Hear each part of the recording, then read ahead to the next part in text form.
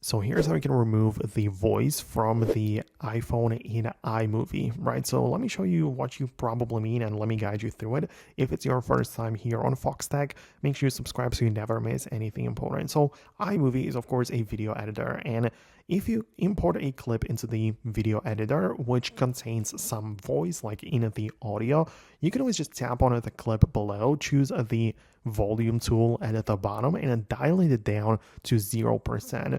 That means that part of the clip, the audio is simply removed from the video, right? So if that's the thing that you're going after, it works. Like iMovie is not the best video editor, but it can work a lot of times for many people. So as I said, if that's the thing you are going after, nice. But there are more advanced video editors which can do much more with your voice and the audio settings. For example, I keep mentioning the CapCut video editor in my videos, and the point is that in there, if there is like an audio layer with voice, I can of course do the same thing, like dial down the volume to 0, but I can also do other things, like I can enhance the voice, which means that the background will kind of be like quieter, right? Or I can just straight up isolate the voice, which means that only the voice will be kept, and if there is like a background noise or music or something, that will not be heard anymore. So I guess that is much better in terms of the functionality,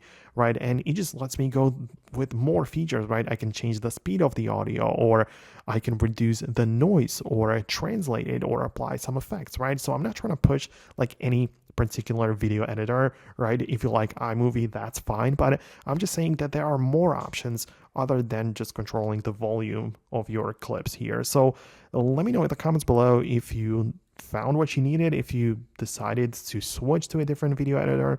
Let me know about that below. I'm really interested in that. But for now, that's it. Thanks a lot for watching, and I'll catch you later.